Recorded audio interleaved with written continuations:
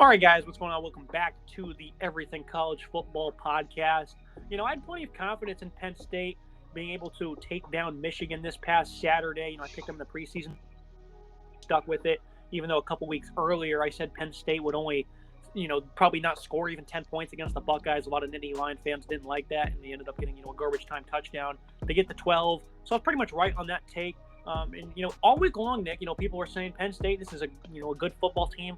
They got some offensive players. They got a great defense, but they all said the same thing. James Franklin is not good in these games. And I said, I'm not all that worried about it. Every game is different, so I don't like to try to follow in those type of trends. And I should have listened, Nick. I was the only one that said I wasn't worried about it, and I got completely stung in the back. 4-17 record now against Ohio State and Michigan for James Franklin. And, this was just a poorly coached game for him against the Wolverines. They put up a resilient effort to, a 75-yard drive right before the half.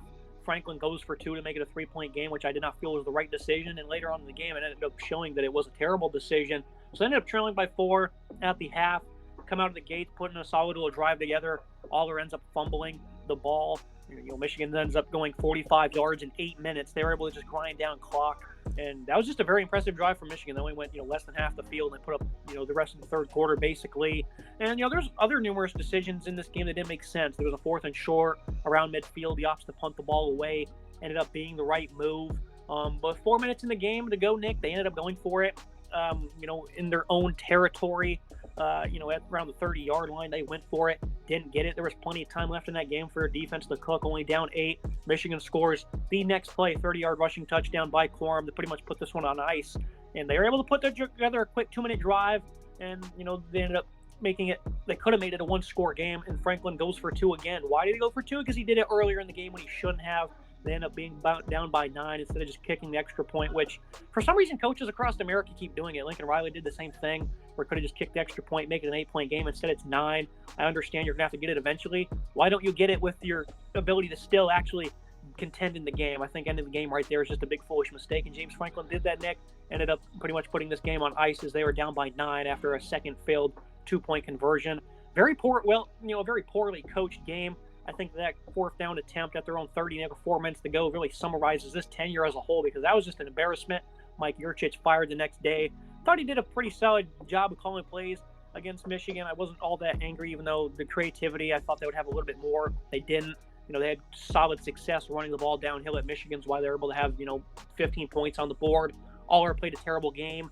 Yurcich really didn't adjust to the pressure that Michigan was sending one bit. Manny Diaz was too over-aggressive in trying to defend the run. James Franklin's got to be held accountable here, Nick, because they really could have had Michigan here. A lot of crucial mistakes that ended up doing why. And Penn State fans are once again on the bus of maybe we should just move on. This seems like the same story over and over again with James Franklin, and honestly reminiscent to former Penn State coaches in the past as well, where they just seem to hit this ceiling where they can't break through and reach that national championship level. James Franklin is a good coach, but he's not getting the job done in the clutch games. We've seen it in 2 games this year. Scoring a combined 25 points against Ohio State, and Michigan is just not going to get the job done. Their defense, credit to Manny Diaz. He's coached some pretty solid defenses since he arrived in Happy Valley.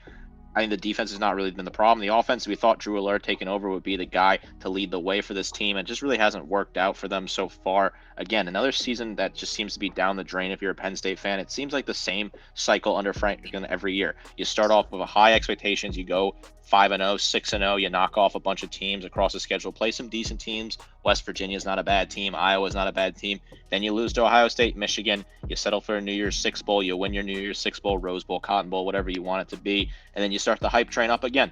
That seems to be the cycle that they have here. They have one Big Ten title under James Franklin.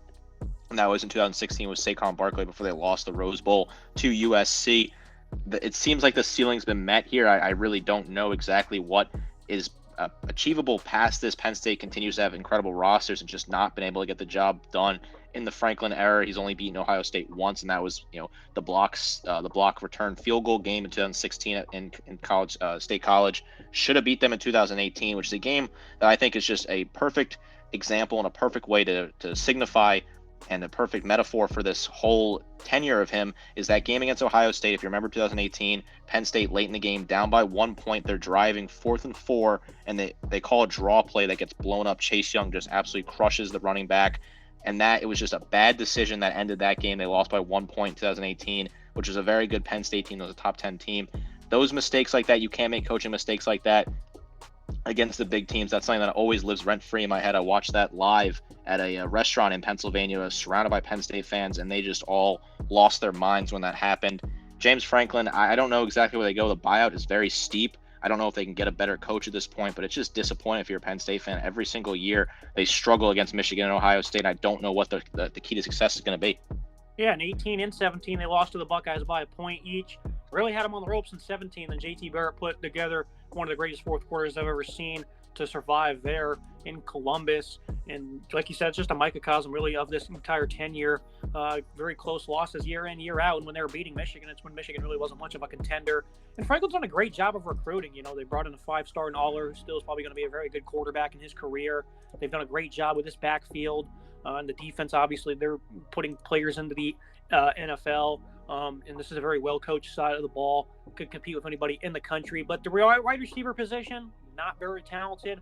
The interior offensive line, really the rest of the offensive line. I like what the tackles have done this year. And, you know, Caden Wallace, Olu Fashanu. But, you know, those are two areas that are certainly causing them issues, is not being able to run the ball with, you know, soundness, you know, in the post-Barkley era, I guess you could say, against these tougher opponents. And then the wide receivers, they were not able to have any separation at all, which we kind of figured would happen, right? But Michigan was able to blitz, and the ball was just nowhere near these pass catchers. Just the complete disaster on that side of the ball against Michigan. It got even worse than it was against Ohio State. And that Drew Waller fumble really didn't help either, when they probably could have took the lead there.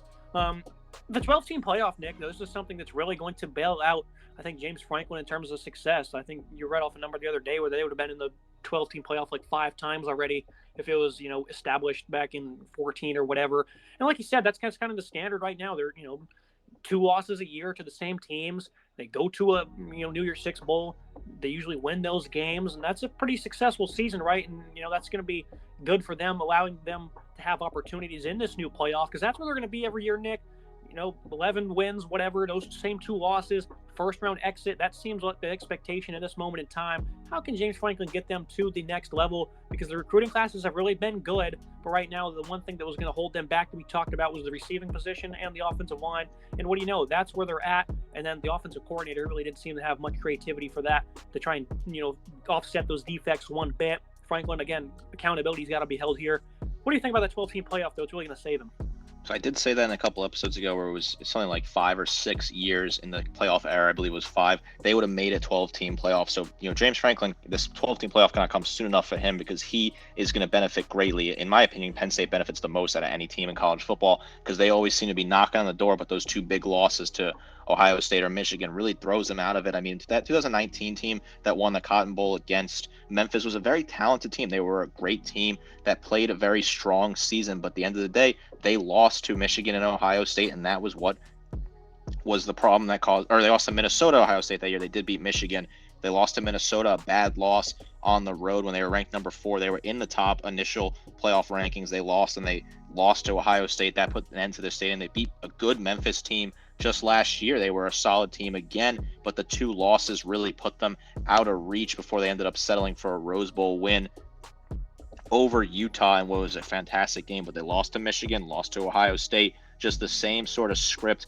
I don't know if they can get over the hump with James Franklin. I'm not convinced this team can do so. They're going to have to figure something out on offense in these big games. The offense continues to blow cold. Yes, they made an offensive coaching change, which may help. That's certainly something that could be a huge benefit, is bringing in the right coordinator. Drew Waller, I think he is a great quarterback in the future. I think he's going to have a great career at Penn State. This year looked a little rough at times, but he's still adjusting to the sport and adjusting to the high level in the Big Ten, so I don't entirely give him a whole lot of points off, in my opinion. It just seems like Penn State, with Franklin, is destined to be always a bridesmaid, never the bride. I think they're just going to struggle to find a way. They're probably going to have the same cycle where they're going to go in, they're going to win a bunch of games next year. I got to give them credit. They do schedule a lot of tough non-conference opponents. They played Auburn on the road and hosted Auburn in back-to-back years. You know, West Virginia's no slouch this year, so they've been making non-conference schedules that are pretty solid. So they'll be able to get into the 12-team playoff most years, most likely, but they'll probably just get bounced in the first round by some bigger physical SEC team or Pac-12 team, something like that, or former Pac-12 team. It's tough with the new teams joining the conference as well. You know, the Big Ten's about to get a whole lot tougher with the likes of USC, Oregon, UCLA. James Franklin can find himself some serious trouble if he doesn't make the playoffs once it's expands to 12 teams. Yeah, Washington also joining the fold there. This thing's gonna be a lot worse for this program, especially when he took over. Obviously, things were very down in the dumps when he arrived. And I don't think he's on the hot seat by any means. This is still one of the best teams in the country year after year that a lot of teams probably wouldn't want to face. Like you said, usually one of the top 12 in the country. But this is a $65 million buyout. Penn State fans, they'll probably want him to get axed. I don't think that'd be the right move at all. I think he just needs to get bold. Penn State needs to open up the checkbook a little bit, and they need to bring in a nice offensive coordinator that can really get them over the hump. For years, we blamed Sean Clifford, and after watching the games this year against those two big teams in the division, it seems like maybe Sean Clifford wasn't the problem after all. It was really the people that were around him, not so much the talent, but maybe the coaching staff as well. Nick, I think there's certainly going to be an interesting race here for this offensive coordinator position. There's plenty of names we could certainly throw around. Maybe at a different date, maybe a guy like Will Stein from Oregon. A lot of these guys, though, these offensive minds are becoming head coaches, Nick. It's going to be harder and harder nowadays to find that, young, fresh mind to call offensive plays. Guys like G.J. Kinney down at Texas State, he was at an FCS program. Now he's the head coach at a lower tier Group of 5 program. And I don't think they're going to take, an offensive coordinator job, because we've talked about this before, how you always want to be a head coach, even if, Alabama's hiring for OC, for example. So I think it's going to be harder for them to go out there and land a bright mind. I think that's what he needs to do. He just needs to throw caution to the wind, roll some marbles, go out there and get a big splash of a hire after Mike Yusich stayed around probably a little bit too long. Right, 95% of fan bases would be really happy with where Penn State is year after year, where they get to that, at least 9 wins, sometimes most years, double digits. I think a lot of fan bases would be thrilled with that. Certain fan bases that just fired coaches in the SEC would be thrilled with that every single year. But at Penn State, they have a winning tradition, winning history. Joe Paterno won a whole lot when he was there. He won national championships. He took his team to national championship games back before the BCS era. They were very solid. They won a national championship 82, 86. They were competing pretty much every single year. And that's the expectation out there in Happy Valley, is they want to compete for national championships. And James Franklin has not got the job done. I don't think firing him makes a whole lot of sense, because I don't know who you can plug in that would be able to get results immediately. I think that just the gap between them, Ohio State and Michigan, is just too wide of a gap right now. And like you said, getting in a new offensive coordinator will potentially close that gap. It's going to be tough to find somebody that can be so revolutionary. I think you're going to have to really get just lucky at this point, strike a diamond in the rough sort of thing, like maybe, stumble upon what Sonny Dykes was when he started his career, or Garrett Riley, something like that. Gonna have to find a diamond in the rough, in my opinion. I don't know exactly who that's gonna be. I think Manny Diaz as a defensive coordinator right now is fine. If you can keep him for another 2 seasons, I think that's fantastic, because he was obviously a head coach in the past.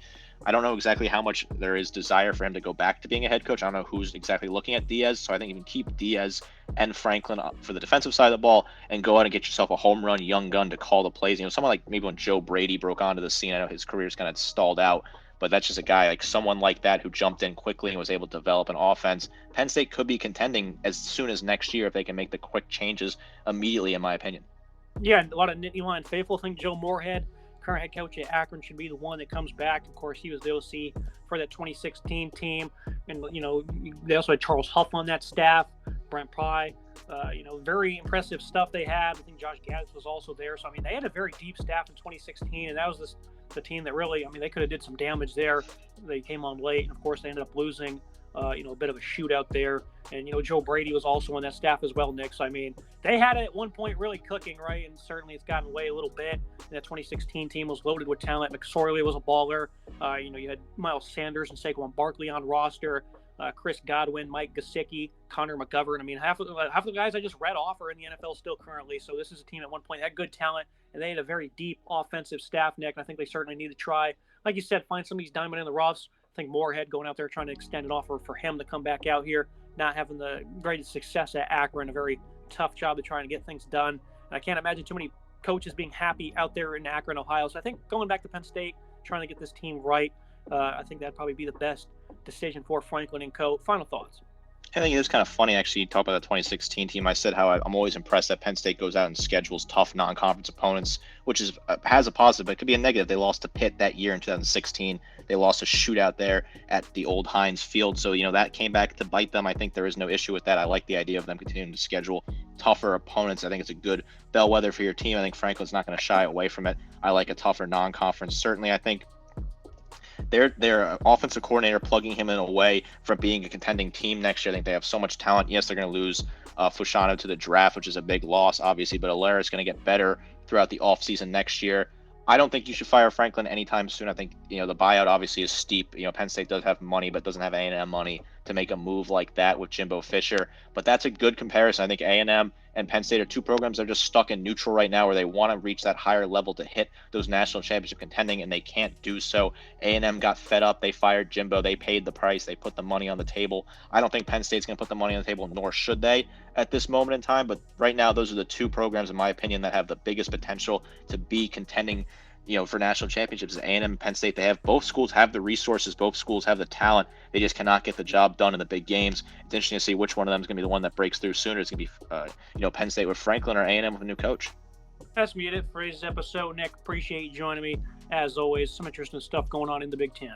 Certainly a historic program. I want to see them contend for national championship. A very interesting Big Ten season unfolds, and Penn State's going to probably go out and win their New Year's Six Bowl in a dominating fashion. What they do in the offseason to try and march forward. It's me. Make sure you guys like, comment, subscribe. See you next time. I always bet on Penn State in the bowls, man.